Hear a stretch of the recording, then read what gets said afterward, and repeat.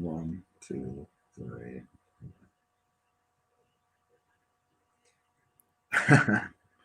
Hello, this is Niccholas Tanek from Your Kinky Friends .com, and oh my God, we have a wonderful guest tonight.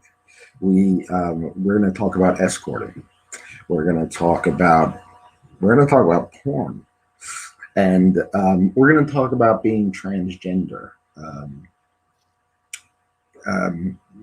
Right now, she's in Atlanta, and she's going back to California, and she's absolutely brilliant and very fun, and I can't wait to have this conversation. So please welcome the magnificent. If the pronunciation is wrong, please forgive me. Ambrys? Yeah, Ambrys. Yes, Ambrys K. Say hi.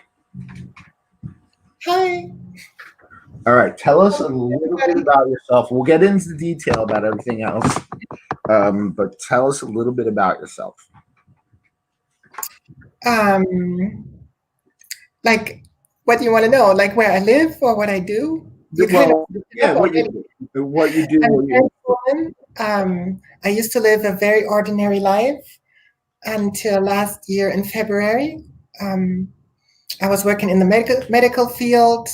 I was a husband and a father of a little boy, and I came out in February last year, and my whole life collapsed. All my social circles pretty much abandoned me. My wife left me. I did retain custody of my kids, so we have like 50-50, but I don't work in the medical field anymore. And my life is definitely a lot more exciting than it was 20 months ago from now. I would never have imagined that I would be doing this line of work, look like this, like that I would be the person that I am right now. Well, I must say, you look absolutely beautiful. Why, thank you. Now, all right, let's just go straight to the transgender thing. I'm friends with many transgender people, men and women, him, her, they, whatever. First of all, what pronoun do you go by? I just consider myself a woman. Okay. Or she and her, and honestly, I'm even like every day that I progress more towards being a woman, I'm feeling and identifying less and less as trans. I hope that doesn't sound offensive to any trans. Oh, no, totally. But like I'm having a progression towards where I feel more and more just like a woman and not so much trans anymore. It's weird. It's hard to explain. No, I totally trust me. I got friends who like they don't consider themselves necessarily transgender. They consider themselves a different sex, as opposed. Eventually, once I get the vagina, like it was scheduled already for this summer, and then it got canceled and postponed due to the quarantine. But when I have the vagina, and I feel like my transition has progressed to a point where that's an option for me, I very likely will go stealth. And then nobody's going to know anymore that I was trans except for maybe my partner and my closest friends. Now, when did you, let me put it this way, how can I word it? Growing up, or even in your 20s, 30s, or whatever, you have doubts. You just have these thoughts. Like we were talking before, you said you love sissy porn, or you loved sissy porn, and for me, like I was always very masculine. Nobody, my wife, my family, my social circles, nobody expected me to declare that I was a trans woman. In fact, most of them thought I was joking when I said it and when I declared it on social media. They thought the pictures that I posted of myself with makeup and everything on were fake. That's how masculine I was. And so watching that porn, because I never allowed myself to even cross-dress or engage sexually with anything other than women in a very masculine way. It was never an option for me other than occasionally to watch porn. And now I really, even though I make porn myself, no, I don't watch it anymore. That has disappeared out of my life. It's interesting because with the porn, it's because there's so much of it out there. Like it's, I like I enjoy it. I do, but it's like I don't, and I actually am friends with porn stars, but there's way too much. It's hard to find people. It's hard. Well, I mean, it's just hard to find like clips that you like sometimes because there's just so much out there. So okay, what was it like for you to first kind of come out in front of everybody? Well, I had already come out to like my closest two friends and to my mom and to my wife, which led to her very quickly like disassociating from me and leaving me. Like that didn't take very long. And in hindsight, I understand, at the time I was still under the illusion that maybe we could save our marriage, but of course that was out of the question. I had one of these close friends work with me for the same employer. And that person approached me in the cafeteria and said, you have to tell them something. You don't have to tell them what is really going on, but you have to tell them something. You're starting to look differently. You're losing a lot of weight, and everybody's talking behind your back. They think you have cancer. And so then I was like, you know what? If everybody's already walking very, very softly around me because they think I have cancer, I don't want them to do that. Like that felt like morally wrong. I'm just going to tell them. And I came out and the environment was very supportive. Like work-wise, it was incredibly supportive. I want to give a big shout out to my former employer. I'm not going to mention it, but yeah. Yeah. Okay. Okay. How did your family and friends take it? Most of my American friends were, because we had been married for over 10 years, were couples. And unfortunately, they by and large sided with my soon-to-be ex-wife. We're still in the process of separation. As far as like individual friends of mine that I already had prior to the marriage, I actually kept most of them. My family is not on good terms with me, unfortunately, right now. In fact, my parents have like taken me out of their testimony, out of their everything. Like I'm out of the picture, and they don't talk to me. So, Oh, that's a shame. I'm sorry to hear that. you know what? I don't even want to judge that. They are Yeah. from a different generation and a different background, different culture. My father grew up in Syria. He came to Germany as a little kid. He grew up a lot more conservatively.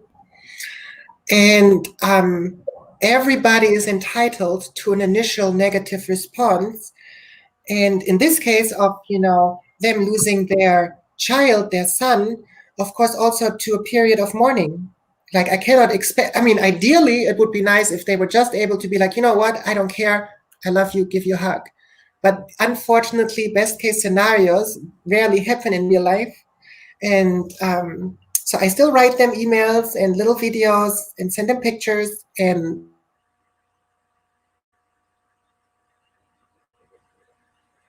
You're frozen. If you could hear me, you could always go out and come back in. Just stream here. Just go to the link. Hey, did I lose you there for a second? Yeah, you did for a second. That's fine. All right. I'm in Marriott hotels, so there should be good That, internet. that's fine. That's fine. Just if something like if, as an older IT as an old IT person, um, you know, feel free if something happens, if it freezes, just go back out, come back in, and that should be it. That should be fine. When you say go back out and go back in, because I'm not a tech person, do you mean you want me to um, click that little button here that says leave studio and then we Well, no. If it freezes, you're okay, fine. okay. Yeah. Because it only said reconnecting. It said connection issues, but it didn't say if it was on my end, on your end. Okay. Okay. So,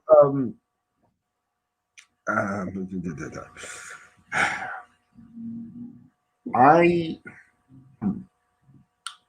I don't want to mention names, but I know I know someone who's very young, just going to college, and she was born as a woman, but she feels like a boy. All right. Mm-hmm. Now, with you is the opposite, obviously, but she didn't know what to do. She came to me and basically says, "I don't know what to do. I can't talk to anybody else about this." Um, and so, for someone who I don't, the word is not confused, but the word, how can I say this? The who just doesn't know yet, but Are you does. referring to my moment of epiphany? I'm not Well, sure. what advice would you give to somebody who doesn't know what to do, doesn't know how to come out, is just not sure? Like they think they're a different sex. So You know, it's pretty easy. In my situation, I was in that boat. I was already living an established life. I had responsibilities. I had subordinates. And so it was very hard for me to start this because of all the social pressure that I would have experienced had I come out right away. And so what I did is I went to my employer and I said, I want to do this in secret. I don't even want to talk to a therapist. I don't have time for this. I have a very busy work life. I have a family life. I have a social life. I don't have time for therapy. What I need is I need to try this out. And that is in reference to how the medication makes you feel. Like for me, I knew because I work in the medical field that there's a good chance that if I'm transgender, taking those hormones is going to emotionally put me more in alignment with who I really am. And that was like the confirmation that I was looking for. So I started with the testosterone blocker that I got prescribed and slowly got that up until my testosterone was lowered. And then I added the estrogen and that also I titrated that up slowly for a better transition result. So definitely don't rush your hormones, girls. Like take it slow. And then it was really a gradual process. Like I really went into this without any preconceived notions, because really, even though you feel like there's something off and you feel like you're not a guy, you're running your whole metabolism. And in my case, my mind had my whole body for 36 years had been running on testosterone. So that kind of makes you feel like a man, even though you're not. And I started taking those pills. And within a few days, my anxiety, my stress level, everything was disappearing. And I was like, wow, even if there was no physical changes, I can take like a couple of pills in the morning and in the evening, and I can feel like this forever. Done. And yeah, within a few months, I went from being, I'm just going to try this out because I feel like both, like I really felt like both at the beginning. It was really something. Sometimes I felt like a guy, sometimes I felt like a girl, sometimes I couldn't tell. And the more and more I was on the hormones, the more I just steadily moved over to the female spectrum. And in the same way, my sexual preference also changed. I don't know if it was because I was in denial prior. I never even kissed a guy, let alone had sex with the guy till last year, like in May, June, like 3-4 months after I came out. And now I pretty much only fuck guys, and I don't even know if I'll ever date a girl again. Wow. So Change it. One second. I could.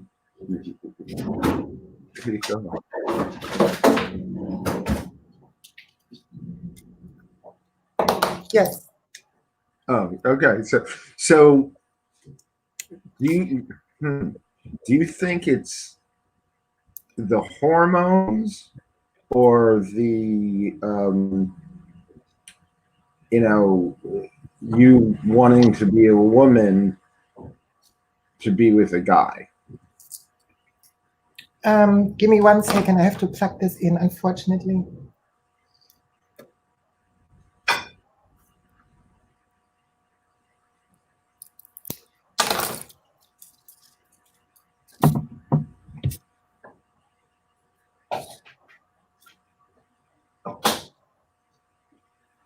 This laptop was supposed to be full, but right now I cannot see how much the battery is, how low the battery is, and I don't want to risk it. So I'm really sorry. No, I understand. No more interruptions. There we go. So yeah, do you think it's more of a mental thing, or do you think it was a hormonal thing that changed you from only wanting men and not wanting women? So it is not uncommon. It's actually a large percentage of trans women report a change in sexual preference from the hormones. But again, I don't know how much that is that I just simply had suppressed my sexual preferences for guys. Because I have sex completely differently now. As a guy, I was always very dominant with women, and now I'm very submissive with guys. So it has changed 180%. And all right, so please forgive me if I'm stepping over the line here, but you still have a penis? Yes, it's Okay. part of the reason why I can do this work and can do the porn so well. It's a very nice penis. Okay, so now are you looking to like do a whole transition to like actually getting it cut off and having a vagina? I was scheduled for the SRS, for the gender realignment this summer. Unfortunately, got postponed due because to COVID. But I'm tentatively aiming for next spring. Okay, so let me ask you a question. Well, let me ask you a bunch of questions. There's such a fetish for of men and even women who love transgender women. They love it. Women hit on me, or couples that want to have sex with me, and I do that. I still engage sexually with women. It doesn't do as much for me as getting fucked by guys. Yeah. But okay, so let me ask you this: why do you? I mean, it's I don't want to say it's underground because it's really not that underground. I mean, it's what just is underground. Underground meaning like. No, I know what underground is, but what is underground about transgender? It's pretty mainstream these days. Yeah, that's what I'm saying. It's not. It's pretty. It is. It's pretty mainstream these days. Why do you think it's so popular? Like, what is it about it? Well, whenever you have something that has been suppressed for generations, in this case, and then you also have unprecedented opportunities on our end. Let's be honest, trans women in the past would not have looked like this.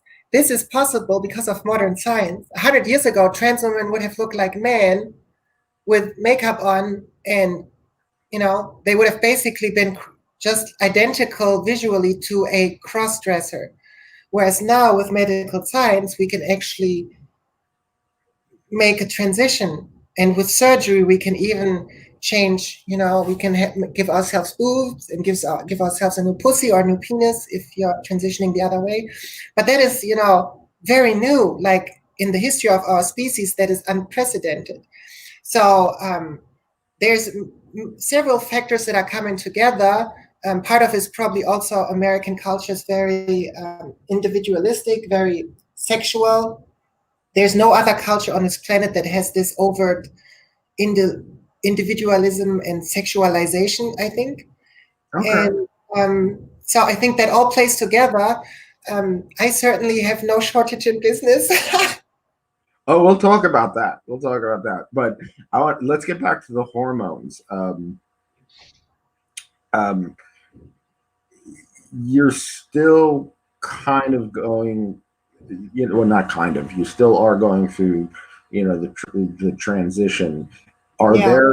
Are there certain? I mean, and you look, like I said, you look gorgeous.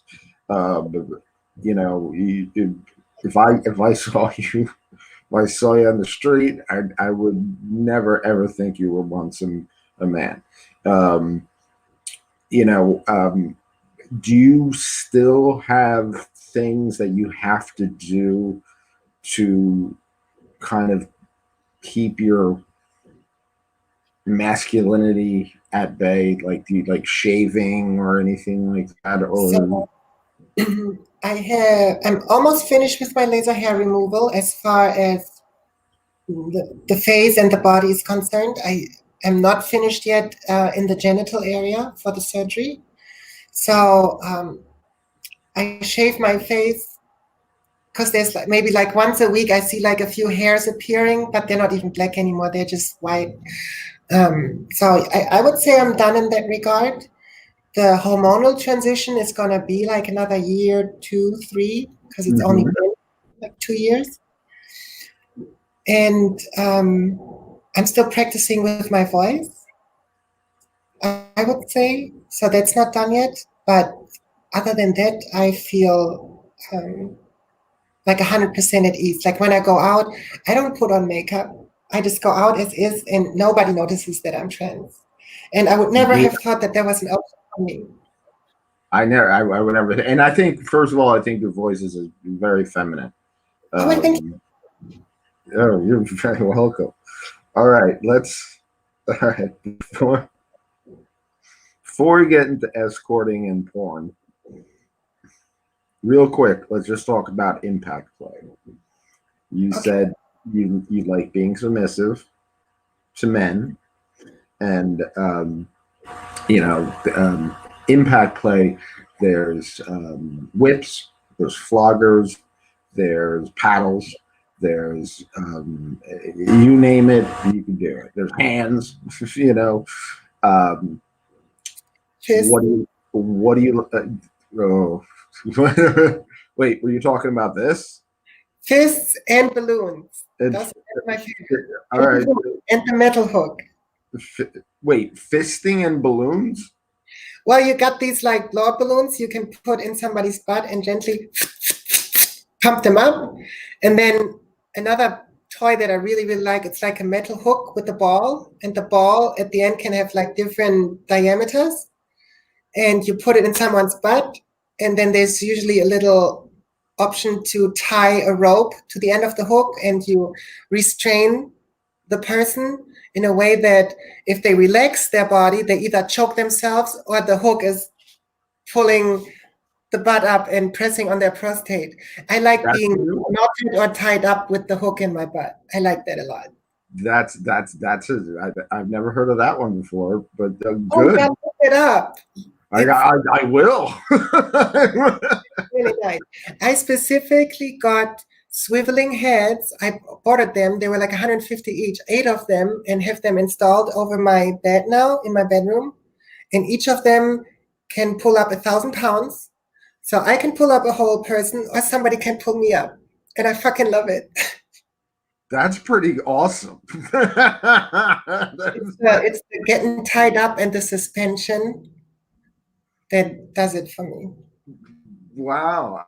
I was just going to ask you, floggers, you know, I like those too. yeah, floggers, paddles, like what's your favorite? But you really came up with something totally new. Like, Really? Really, it's not new. Like, just well, for this show, it is. look up mental hook up the butt. I don't even know if there's a specific name for it. Like, honestly, I thought that's a common toy. I didn't know.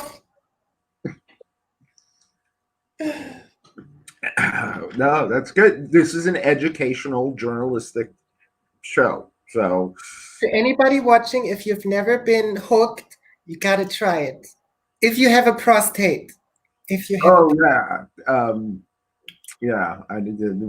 We've talked before. Okay, so all right, let's talk about the girlfriend experience. huh? The girlfriend experience. First of all, there was a movie called The Girlfriend Experience. I don't know. Oh yeah, there was a movie. Steven Soderbergh directed, who's a very, very good director. Um, and take us through what, like, for example, if I hired you for the girlfriend experience, what does that entail? Um, Pretty much whatever you want. Um, I mean, I pride myself of being a good kisser and being good at engaging with people. So my job is to create intimacy with the client and to make them feel like we have known each other for a long time, like we are actually in a relationship. I try to establish like a level of intimacy that you normally would not get to on a first date. That is my job. So I have to be really empathetic and really, really focus on the emotional state of the client and figure out what do they want. And these clients are the. I mean, I would assume, could be wrong. Please correct me if I'm wrong. I would consume that they've got some money, because, right? Yeah, I'm not cheap. All right, we're not going to go into what you charge, but okay, you're not cheap. So, um, No, not at all. so, and they know that you are transgender, or you're in, you know, Well, yeah, I have my website and it has dozens and dozens, at this point, maybe over 100 reviews of previous clients, and every single one of them is raving. And I offer a wide range of services, and it's all on my website. So they can pretty much already see prior to contacting me if I'm going to be a good fit for what they want and what they desire. And after the deposit, they can start chatting with me about it. And then once the date is set up, which usually entails me getting on a plane and flying to whatever city they live in, they pick do me up. they pay for the ticket? So they have to give me a fixed fee. And then because I'm a frequent flyer and I have accounts, Ah, the- okay. I don't fly with Frontier and with Spirit. All the other companies I'm okay to fly with, but those two, they suck. Don't ever fly with Spirit Frontier. sucks. Spirit Exactly. sucks. So all the other ones I fly with, and then it's just easier for me to book the flights. But unless the client requests a specific hotel, I usually go into a Hilton or a Marriott and get a suite. And then they pick me up. And if they want to take me to a restaurant, they can do that. If they want to take me to a bar, they can do that as well. But we usually have like at least an hour or two of social engaging before we go back to the hotel and do it. Okay. So do you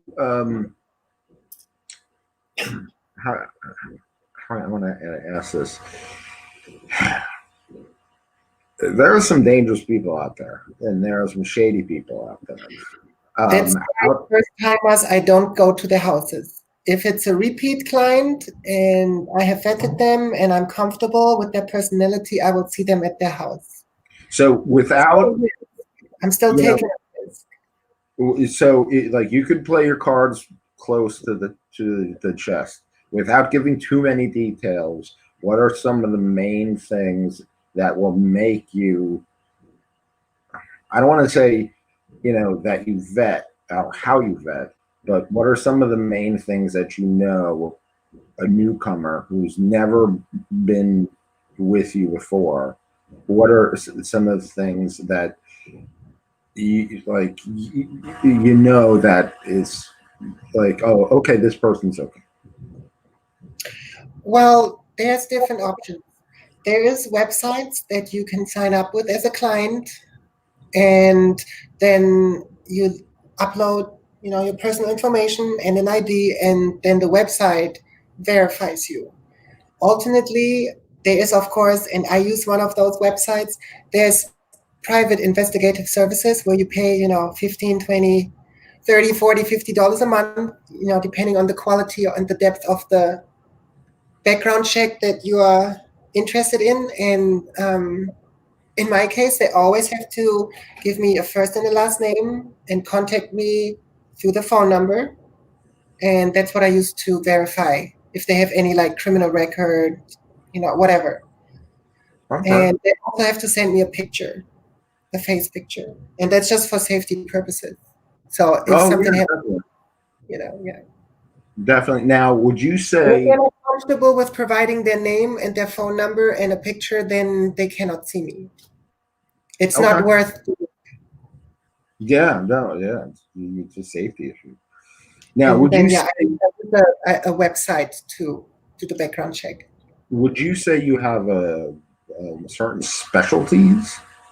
Everyone like I've talked I've spoken with escorts before. Certain ones are very sadistic. Certain ones are very submissive.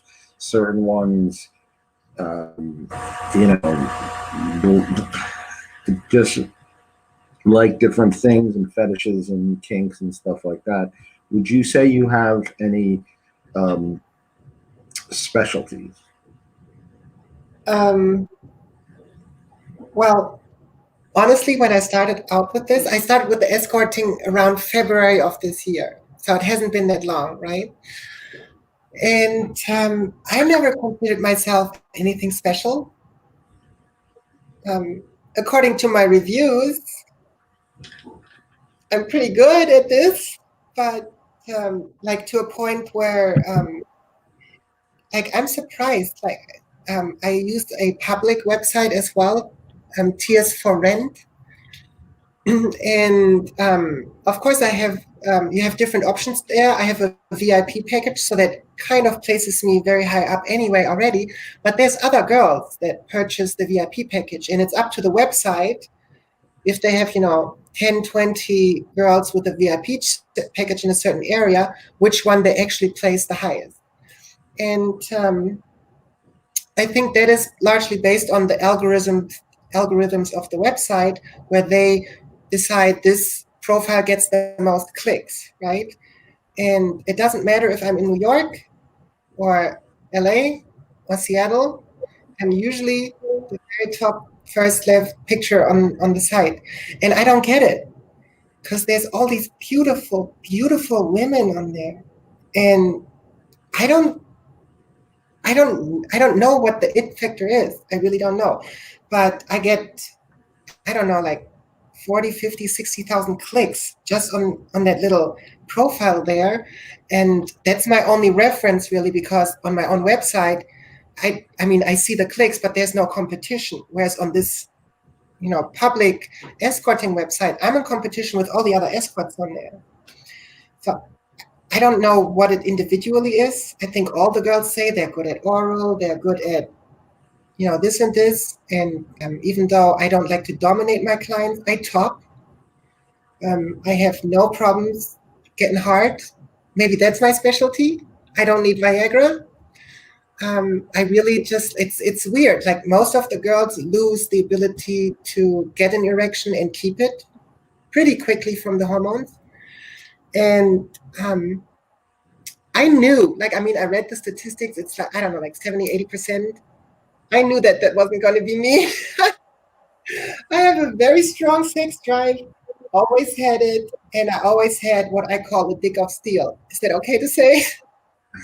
Oh yes. Um, that like that hasn't gone away. It's like I can still fuck all day and get hard all day, and I would not be able to do this job without that. That's for sure. Like if I wasn't able to get hard and enjoy sex to the extent that I do, like I really enjoy this. With at least 3, 4 out of 5 clients, I have great sex. It's really very satisfying. That's awesome. That's awesome. Okay, before we'll pick it up on a happy note, but let's just bring it down for a second. And this doesn't have to be kink related at all. This pandemic is driving people crazy. It's Yeah. yeah. Like I only leave the house for food and wine. Why are you doing that to yourself, Niccholas? It's not healthy.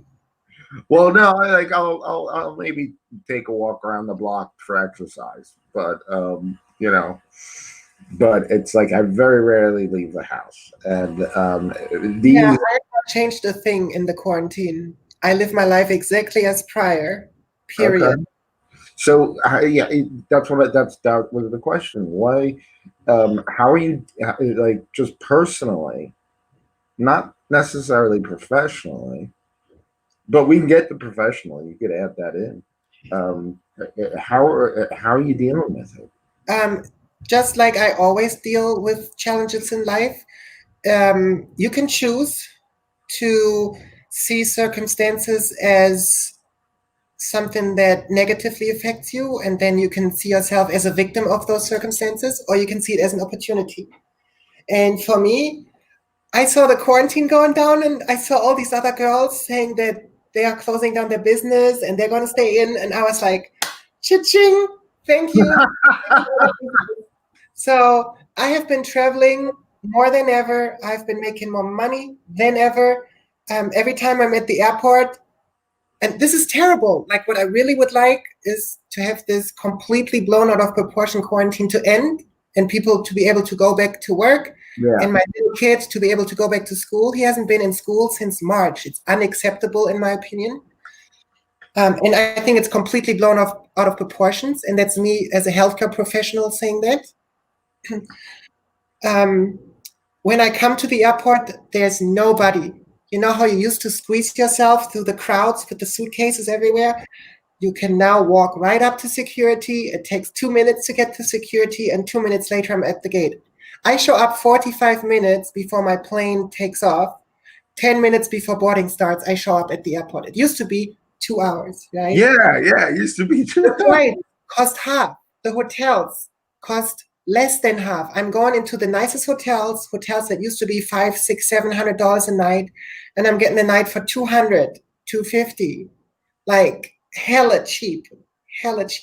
And so for me, I look at the upsides and the downsides, and as far as the net tally goes at the bottom of the equation, this quarantine has been really, really good to me individually. But of course, that is not my preference. I would rather have the country to be better, right? Yeah. Okay. Now, so your clients, do they have to show proof they've been tested? Tested for what? For STDs, you mean? No, for COVID. No. Okay. Why would I get them tested for COVID? It's all, I'm sorry. Okay. All right. Okay. Listen, Niccholas, the total death in the whole country of people that didn't have like other serious health issues that got them close to death anyway is 8,000. We're always talking about 200,000 dead already, 400,000 dead by X and X, day next spring. We're talking about 8,000 people in this country that died that didn't have very, very serious other medical issues already that factored in it.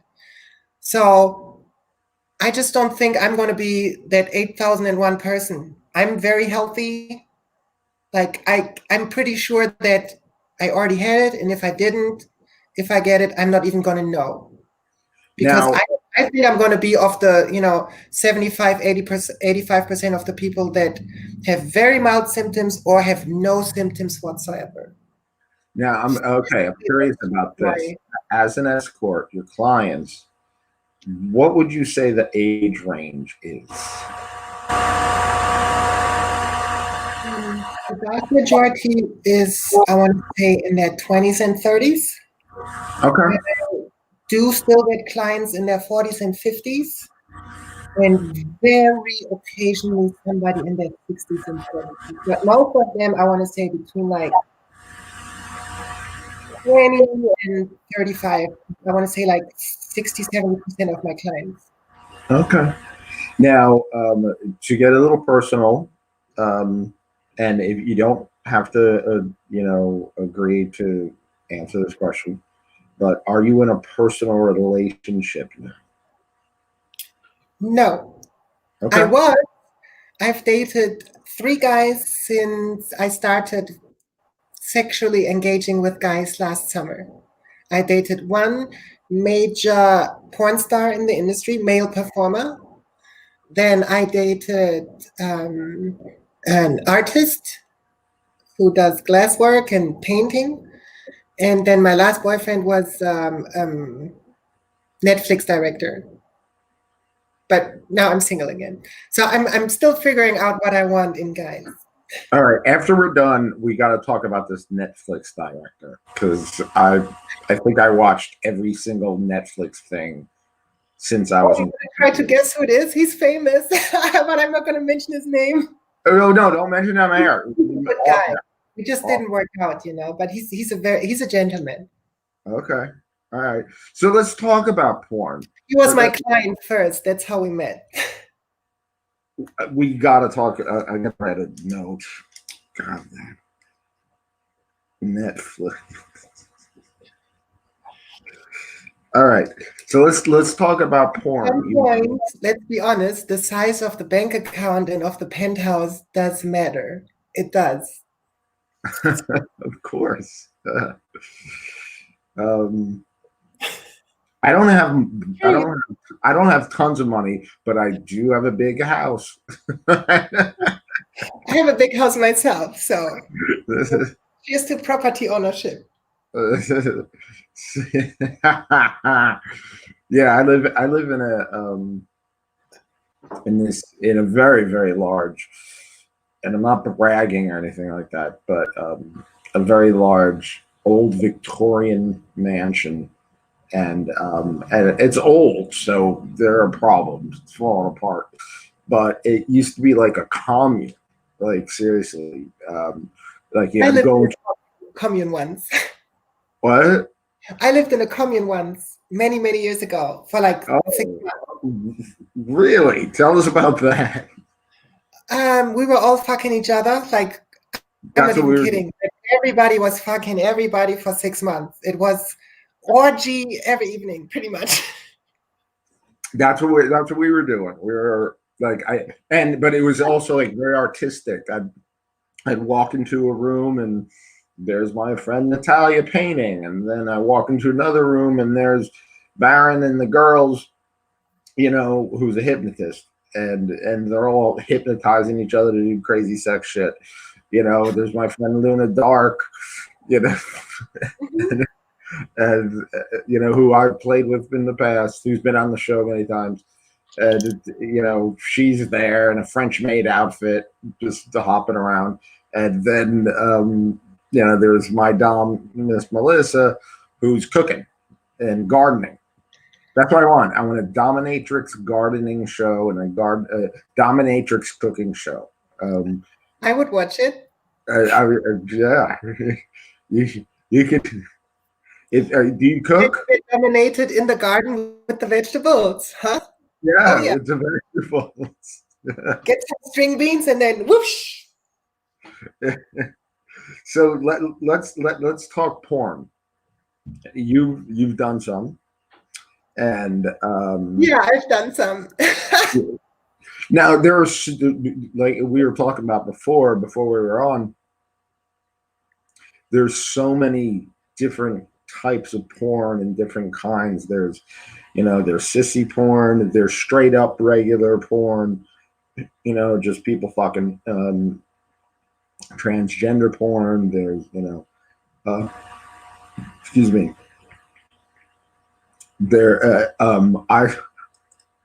I talked to somebody who did scuba diving porn. That I don't know how that would work or be comfortable, but honestly, the porn shoot is not supposed to be comfortable. Most porn shoots are not very comfortable. I oh was in a porn shoot where I was getting fucked on a swiveling office chair that was on thick carpet. So the whole thing was constantly wobbling because the rolls couldn't move and it was spinning. I don't know how we finished the scene, but we finished it. We made it happen. But after that, my thighs were burning because I had to hold the pressure of the position with my thighs while that thing was spinning. so all right. So like, what are some of the themes? That's a good story. But what are some of the themes? Because a lot of first of all, I love femdom porn, and I mean I know that it's not your thing, but you know, uh, like for example, Starla is she does femdom bride. Madam C does a lot of sissy maid porn and stuff like that. But there's tons of different genres of porn. What would you say the genre you are most that you do the most? That I view the most or that I have done the most? That you do the most. Oh, so I have shot with white guys, black guys. I haven't shot with Asian guys. I mean, I've had Asian clients. I fuck women and trans women. It hasn't been super kinky. I've done like mildly kinky stuff. And of course, I do very kinky stuff with my clients or in my private life, but on camera, it has been pretty much mostly vanilla. And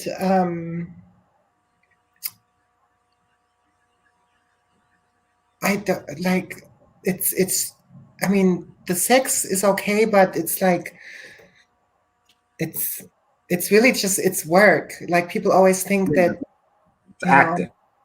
it's acting. Yeah, that's Yeah. exactly what it is. You have multiple people in the room. You have the makeup guy or lady, and the hair person, and then somebody also maybe like just to like pet the sweat off the faces, and then maybe a microphone, camera, pizza delivery guy, girlfriend, boyfriend, dog running around in background. Like, I mean, it's not like a sexy environment necessarily. Have you seen Boogie Nights, the movie Boogie Nights? No. You have to see this movie. It's on Netflix. I think it's on Netflix I right don't now. even know what the movie is about. It's about porn in the Oh, 70s.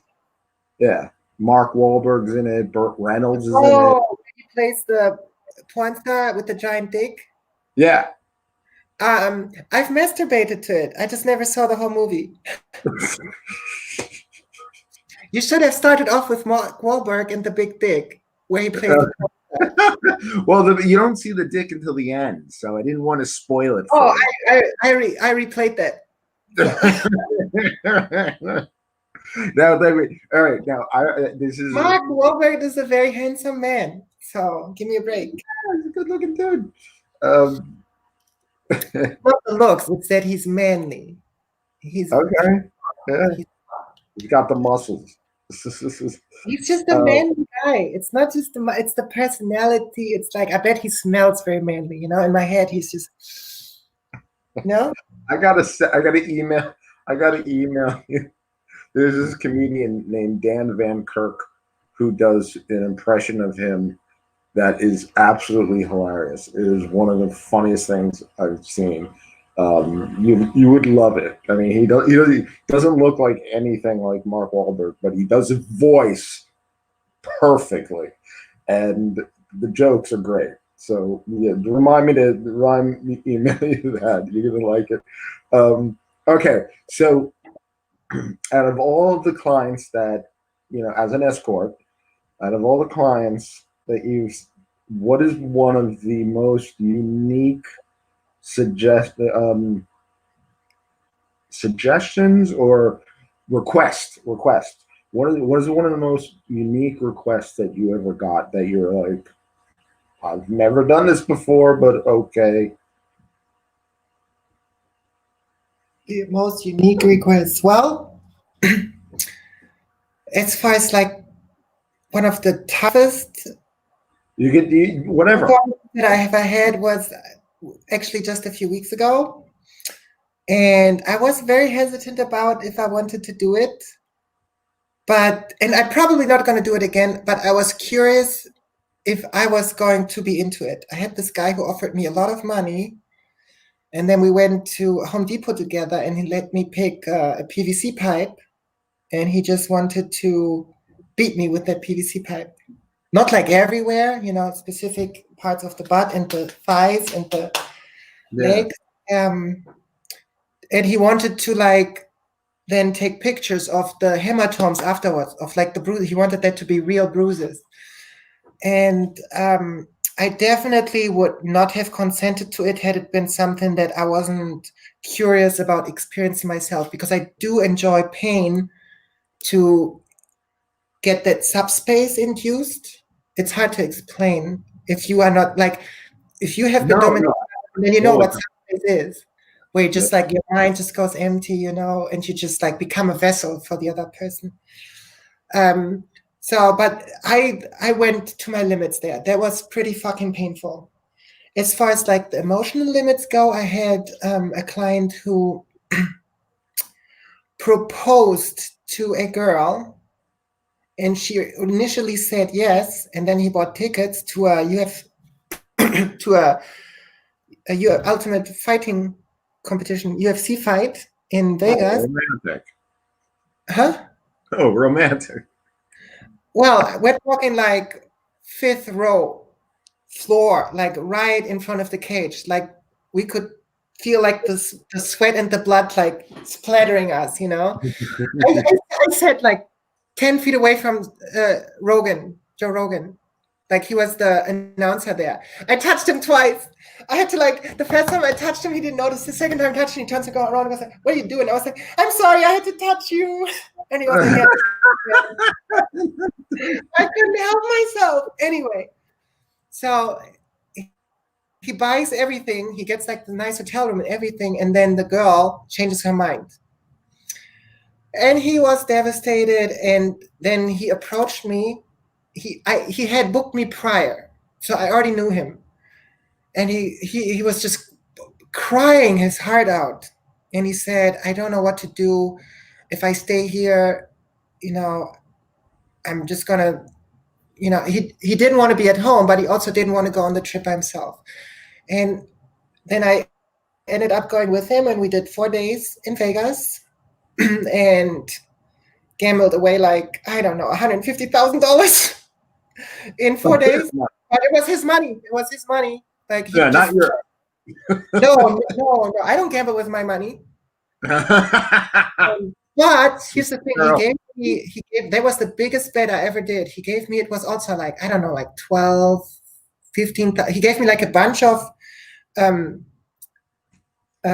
not money, but the chips to place a bet, and I placed a triple bet. I bet that Colby was going to win Covington. I placed it was a triple bet that the 49ers were going to win, and then Amanda Nunes, the female fighter, was also going to win.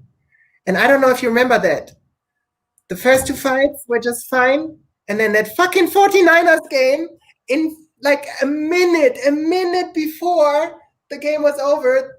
They lose the fucking game, and I lost my bet, and it would have been so much money. But I was like, you know what? Who cares? It was not my Not your money. money. I mean, But it was like he was crying a lot, and he was like seriously depressed. And after those 4 days, he wasn't okay, but he was a lot better. Like I really was able to fuck that stupid woman out of, like we kept fucking the whole time.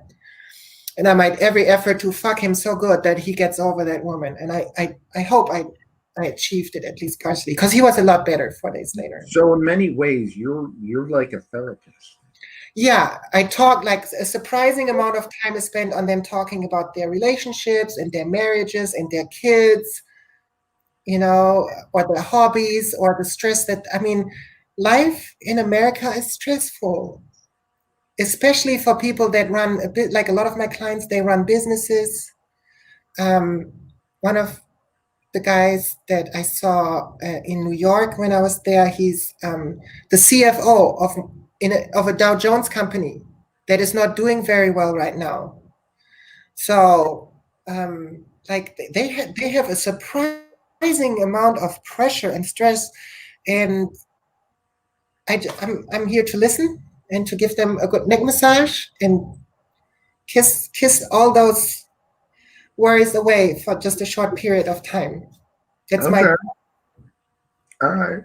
So, we're finishing it up, but the kink rabbit hole goes deep.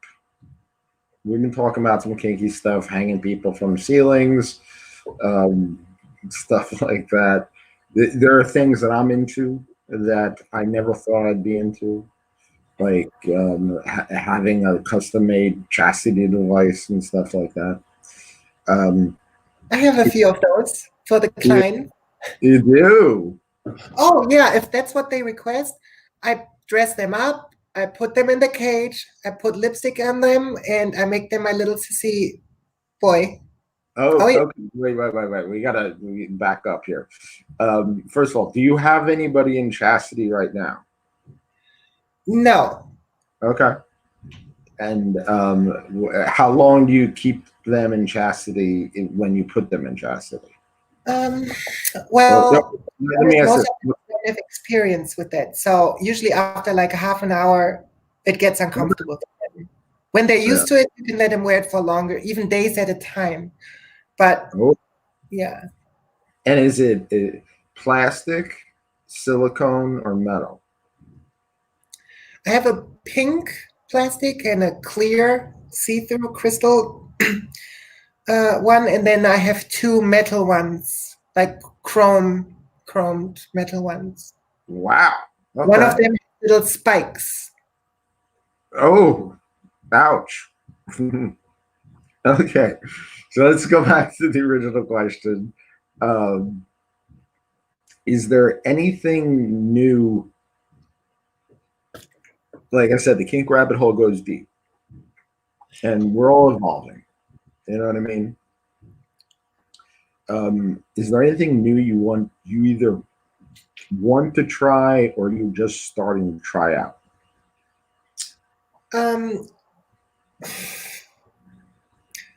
Well, I really feel uncomfortable calling myself an expert, especially on some of the sex toys, just because. You don't have to be an expert. It doesn't matter.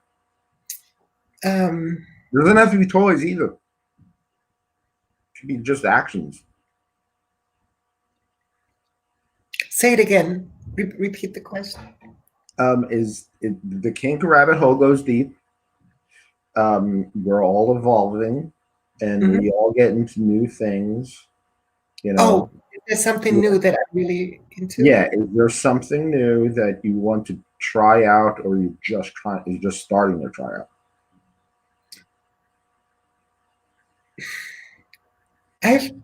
This sounds so bad, but I've done like a lot of things in the last year. It's been pretty This wild. is your friends. I've heard everything. Yeah, I mean, I do role play, water play, impact play. I have people that want to do like racial talk with me or want me to pretend that I'm their mother-in-law or their daughter, or I mean, age That's play, actually very popular. where they want me to pretend that I'm a little girl, things like that.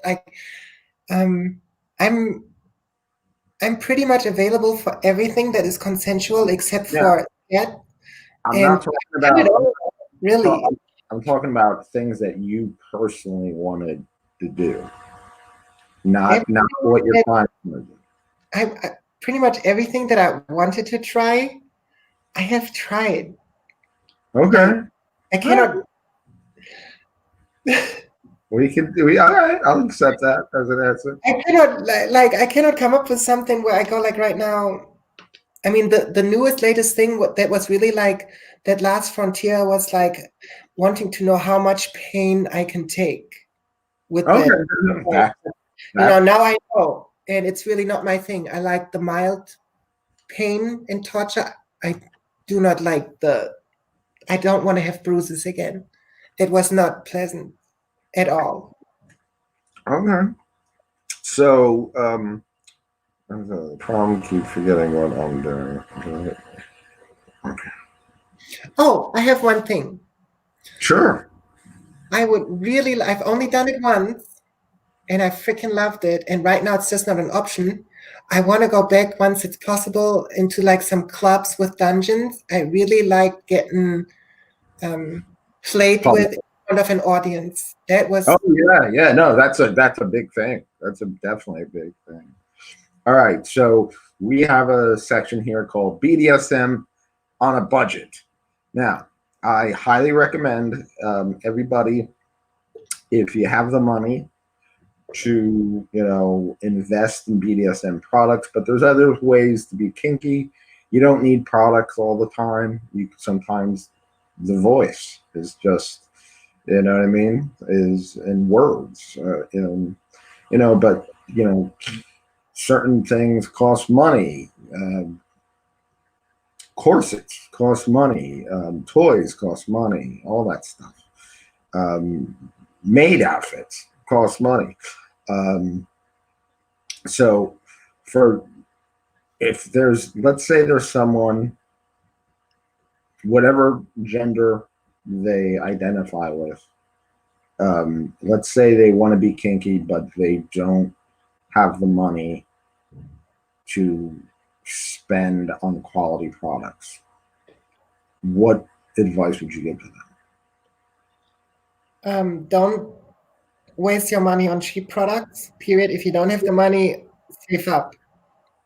Like there's no point in buying cheap lingerie that's not going to fit well or that's going to break after you run it through the washer a couple of times, right? Or that shrinks if it's leather or latex. Um, I would still recommend always going for the quality, in my opinion. Um, I don't know if that's an option to get like used toys or things like that. I don't know if there's an aftermarket for that. I'm a tester. Like I get like all this stuff constantly because I'm a tester for two of those companies. So every week I get like one or two toys. Wait, In the, let me see what you got. huh? Let me see what you got. Oh, I have more, but this is just lying right here on. So I always take like a few toys with me on work trips. So this is a cherry flavored um, vibrator, and then this one you can use, for a man and a woman. This is for a clitoris. Yeah, my girlfriend has that one. Oh, I love this one. And I have them all. I have all the love sense ones. The ones that you can remotely operate with like text Oh messages. yeah. And then this one also has like the vibrator here, but also the clit sucker here. We So got we got we got I like a toys that can be used on girls as well because I do get about, I want to say maybe 10% of the request is couples actually. It's like a surprising amount of women that book me as like a birthday present for their boyfriend or husband. we got to talk about sex toys when we're offline. Um, so Okay. So yeah, remind me about that one. All of them fit inside me, even the 12-inch one. So couples do, you're talking about men and women, or women and women, or men and men, or what? No, so believe it or not, I've never had a single client that also fucks guys.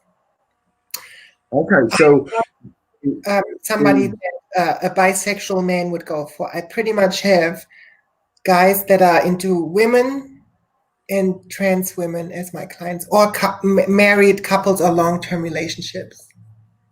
now okay, so you were married, and your transition is, like, obviously caused problems, and you're in the process of separation.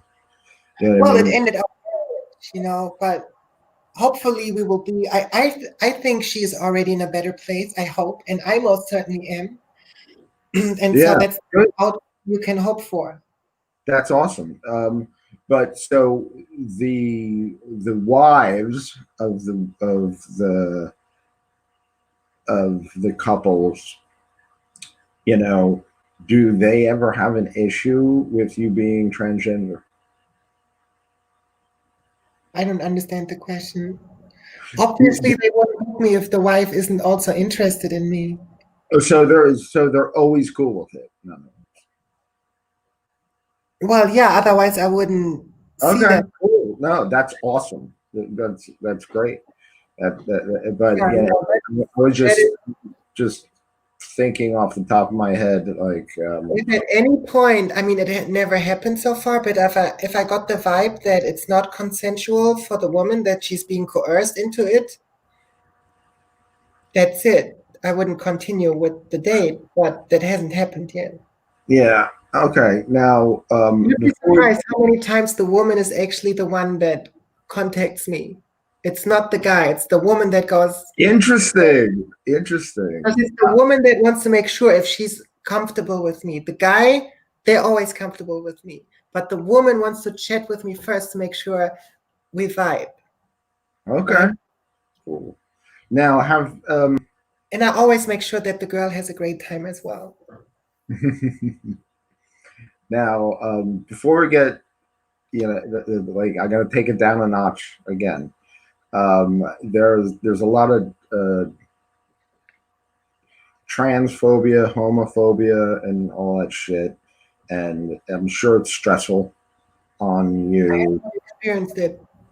You haven't? You have not? No. This is Okay. American 2020. Honestly, I thought I would get negative comments, but the only hate and negativity that I've received is from other trans women. Like, you would be shocked about how toxic the online transgender community can be. What? All right. Got specifically a Facebook account and a Twitter account to engage with other trans women. And except for a few, far and few in between, it's an accumulation of people that I never ever want to hang out with in real life. It's incredibly toxic. Without naming names, please give me an example of something like that. Well, if you're not in alignment with the very, very progressive narrative that constitutes the public discourse of the transgender online community, you're a traitor to your cause, to your kind, you get excluded. And I'm, very vocal about my conservative positions on a lot of things. So I've experienced the cancel culture and death threats, and I got my car keyed. Like, I cannot go to a public event with other trans women because somebody's going to pull out their phone and pull up my Facebook or my Twitter and show that around, and then somebody's going to throw their drink in my face. I don't need that. But it's that toxic. It's incredibly toxic. And I have not had a single negative response from any of my conservative friends. It's really only like that whole cancel culture and the hyperbolic vitriol. It's all from the left, from my own community or alleged community. All right. All right, let's not get into politics. So, but let's make things a little fun. Uh, Okay. this is last. This is rapid fire recommendation. All right. So I'm going to ask you for a recommendation. This does not have to be kink related. It can be, but it doesn't have to be. And it's all artistic stuff. So recommend a film. Gross Point Blank. Oh yeah, that's a good. Oh, I fucking love the soundtrack, and it's so adorable. Yeah, the With soundtrack's music and awesome. the rain music and Mini Driver, and it's just a really fun movie. I've watched it like 10 times. And it's like it's really violent too. Yeah, but it's funny violent, you Yeah, know? yeah, it's cartoon violence, and yeah, yeah. Like, it The reminds me soundtrack, of my childhood a little bit. the soundtrack is like the soundtrack that I went to high school listening Right? listening to on my Walkman. So It's a great soundtrack for a party. yeah. Okay. All right. Recommend a song. Oh, WAP. Right now, you got to listen to WAP. You know, Wet Ass Pussy? Party. Oh, okay. It's my wake-up song on my phone right now. All right. Recommend a book. Tolstoy, Of Love and War, Peace and War. Okay. Recommend a television show. I haven't watched Fox News. I don't watch TV. I watch the news. Sure. Tucker Carlson. I recommend you watch Tucker Carlson. Oh, okay. All right. Recommend a meal.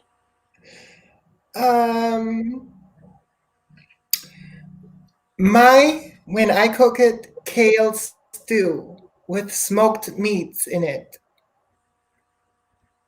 I Kale made stew. the best kale stew in the world. Super healthy, super delicious. What It's kind of I was gonna say cooked meats, like meats on cocaine. smoked. What I know smoked meats. What kind of smoked meats? Like from the hammocks from the pork, like with the bone, turkey legs, goose. You could use chicken as well, but the gamier the better. You know, if you have like a rabbit or a pheasant, you can throw that in there, and then smoked sausages. But you need a few pieces of meat in there with the bone on it, so you get the thick broth. Okay. And lots of duck lard, like rendered duck fat, at the beginning to fry up all the vegetables. All right, this is the last segment before we get to the plugs. It's a word game. Name 3 things you love, but they all have to start with the same letter. So, and one of them has to be kink or sex related. So, 3 things I love are sleep, showers, and sex. You know what I mean? So, 3 things you love all have to start with the same letter. Go. Do you want to give me a letter, or do I have to pick that myself? No, you pick any letter you want. You got any letter in the alphabet. I got you. I do. No. I got this. I like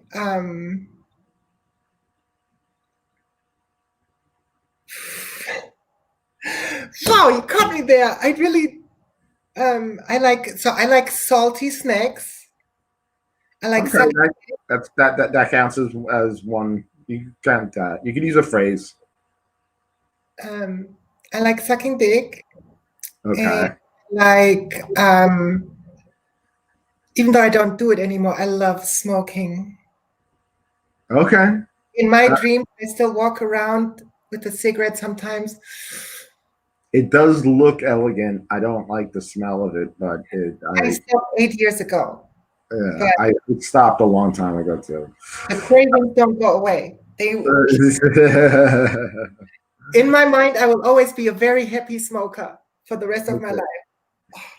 Ambrys K, you've been a magnificent guest. Please take this time to plug everything and anything you want. Everybody check out the page, the bio. There's a lot we haven't talked about. Her travels around the world, and yeah, I travel everywhere. Yeah, and all that stuff. But I wanted to make this kind of easy for both of us. so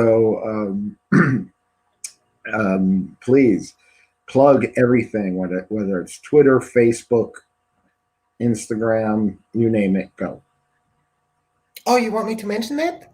Yes, mention every link, anything you want to promote, even if it's not kink related. I don't really care about promotion, honestly. I mean, you can follow me on my Twitter. It's at Ambrys Kitten.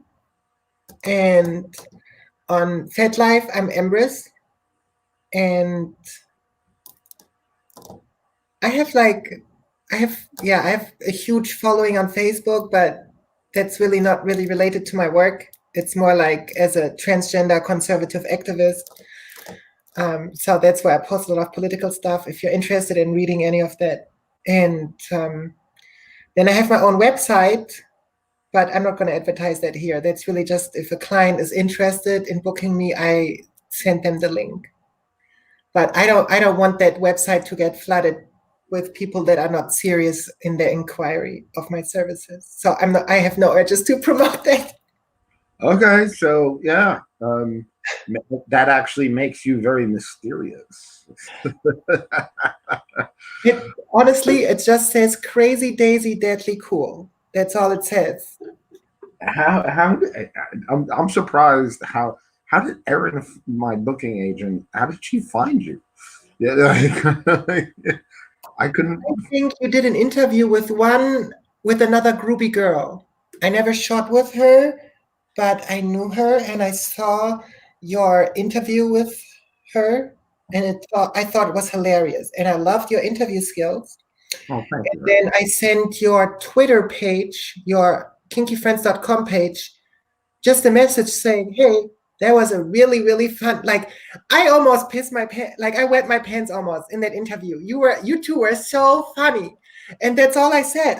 I was like, I just seriously laughed for the last 15 minutes watching this. Awesome. Great job.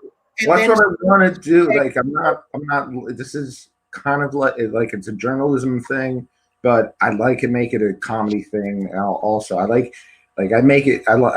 to make people laugh, and I want to make it a good time, basically, and I had a good time talking with you.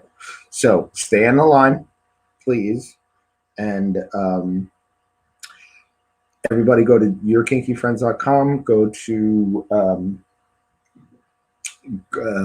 find me on facebook.com at Niccholas Tanek, find me on Twitter at Niccholas Tanek, find me on Instagram at Nick Tanek, but then there's also my whole crew who runs at Friends Kinky. So there's Friends Kinky on Instagram and at Friends Kinky on Twitter. What else? Patreon. Go to We're going to have some really fun stuff going on Patreon. We do this for the love. We don't do this for the money. So you go to patreon.com /YKF.